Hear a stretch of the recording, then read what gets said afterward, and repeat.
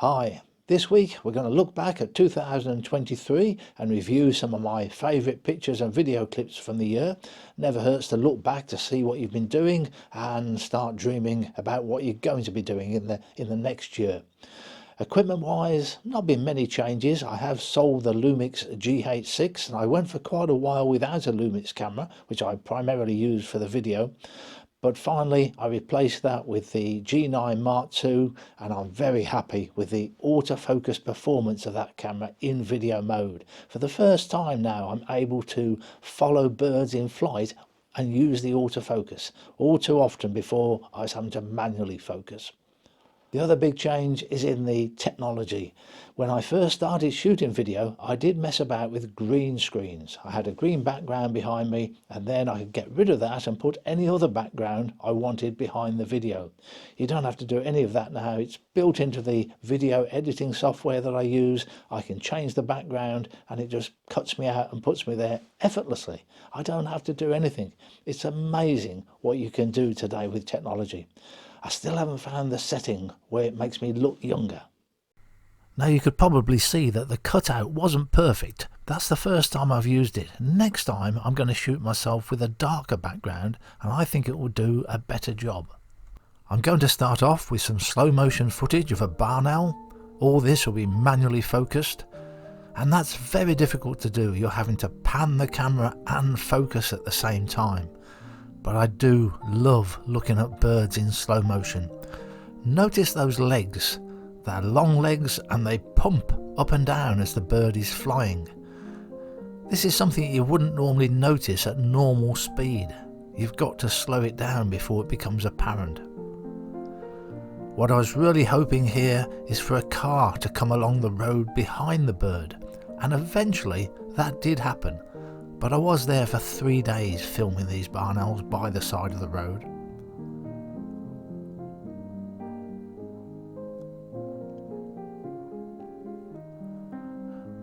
Now the images with the car behind, I only got as stills pictures. It only happened once for me. And I took a lot of pictures. This will be going at 50 frames per second now. And I never really made up my mind which was the best shot. Another barn owl taken at Des Ong's place in Leicestershire. I'll put a link to that in the description under the video. I like doing birds in the rain as well. It's got to be very heavy rain before it starts to show up. And if you have a slow shutter speed, about a 30th of a second, that can emphasise the rain. A Lewistic blackbird, quite local to me. I thought he was absolutely gorgeous. Stunning looking bird. Not difficult to photograph, but the grass was mostly long, so it was a question of waiting for him to go to the gravel edge of the path.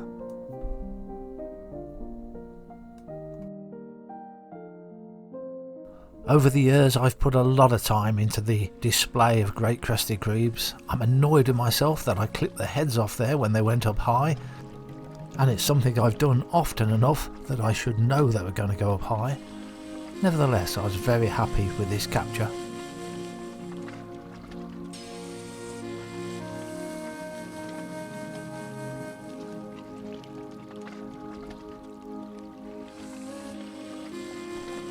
This is another pair on a different lake, and no matter how many times I see this, it always makes me smile. When great crested grebes mate, and that is about to happen, the male always dismounts by sliding over the female's head. Here we go.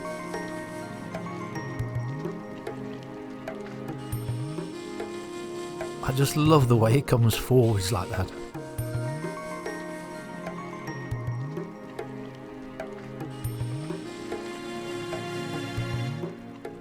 And just a stills picture, because this happened many times over the several days I watched it. When you keep going back to something day after day, like I was with the grebes, you get the opportunity to photograph other things. Early in the morning, before the light had built up, I was walking past this mallard and noticed she was brooding her youngsters. I closed the aperture down just a little bit to 6.3 to give myself a bit more depth of field, and that meant the ISO had to go up to 6400 to get 200th of a second shutter speed. Not bad quality for a Mica Four Third at such a high ISO. and then the youngsters came out into the open, same exposure, same ISO.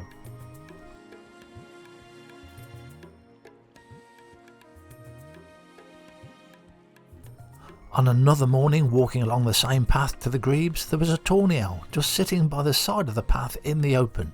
I put the tripod up and therefore was able to keep to my normal ISO setting of 1600, which gave me a shutter speed of 1/100th of a second, but for a static bird you don't need a fast shutter speed. 2023 saw me photograph the last bird on my list of British birds. When I was a teenager, I set myself a list of all the regular British birds, and golden oriole was a breeding bird in those days, and I wanted to photograph them all, and the golden oriole was the last one. I had to go to Bulgaria to do it. And while in Bulgaria, I had a go at a floating hide. Not my first experience of floating hides, but one of the stickiest. It's messy old stuff. From this hide you got incredibly close to the little ring plovers doing their display. Most people know you can get closer to birds from a car, but you get even closer to birds from boats or floating hides. Every spring I have a go at photographing singing birds. This is a blackcap, and I got it on video too.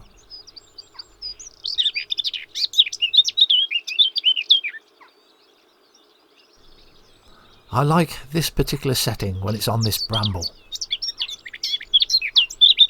But they have regular perches, so you get used to where they are likely to pop up.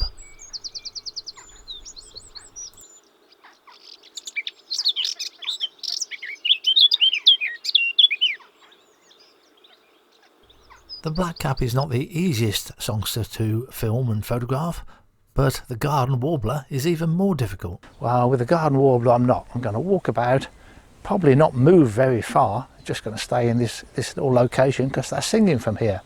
But I think it will come out in the open at some point and show itself. And it did.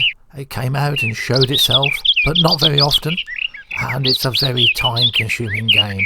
And there are days when you try it and you just don't get anything at all. Wrens can be much easier, but to really make life easy, best to do them on a moorland or a heathland area where there's low bushes, and gorse makes a wonderful setting to photograph birds on too. Grasshopper warbler, well, that's another very difficult one. The best time to photograph them is when they first arrive on territory. They're a lot more showy in those first few days. But when it comes to difficult species, this bird gets my vote as the most difficult British bird to photograph, the European quail. You can hear them, you know they're there, but getting pictures of them, very difficult. The very recognisable call of a male quail, wet your lips, wet your lips. These images were taken in Sardinia, where at least they're very common compared to how they are in the UK. Also in Sardinia I got pictures of Setti's warbler, never an easy bird to photograph. These days you don't take static pictures of birds so much. Doing birds in flight is achievable now. We can do it and do it relatively easy. A skylark coming into its songpost. And a nuthatch just leaving a branch and flying up towards a peanut feeder. Using Pro Capture on the OM1 makes this an easy picture to do. Same for a greenfinch. The only difficult thing with a greenfinch is find them these days. They are pretty scarce. These gooseanders were making a regular flight path, but it was a very short flight path, so I only had a split second to get them in the frame as they emerged up this bank. And it's just amazing how good the OM1 camera is at picking a subject up, locking onto it and tracking it. 2023 has been an eruption year for waxwings when they come to the UK in huge numbers, and very, very popular with bird photographers. Always enjoy doing birds on berries. Ringoozle, perhaps the most challenging of the British thrushes to get on berries. I visited Kemlin Bay on Anglesey, a regular place to go and perhaps the best place to photograph sandwich turns in flight. But what I enjoyed most on the day was the opportunity to photograph this oyster catcher. It kept flying out to the tide line, picking up lugworms and then flying directly back towards the lagoons in a very straight line, so I had many opportunities to photograph it as it came past me. I went outside of my comfort zone and had to go at photographing dragonflies and damselflies too. This is a common hawker. I managed a couple of trips into Spain during 2023. This is at Menegros, some wonderful hides at drinking pools. These first two pictures are common buzzard, and this is a black kite. They've got several pools and they're all very photogenic. And here we have red kite, booted eagle. They get golden eagle as well sometimes. This is a goshawk.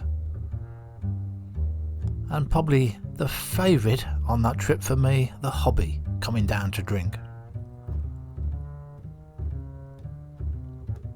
Also turtle doves.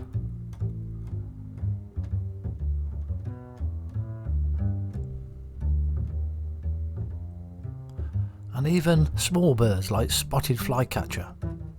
It frequently flew from this perch, so with Pro Capture, very easy to photograph.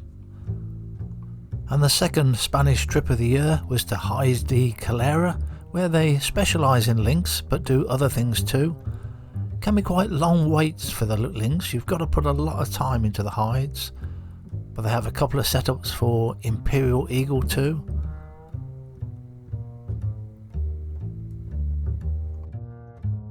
Thanks for watching.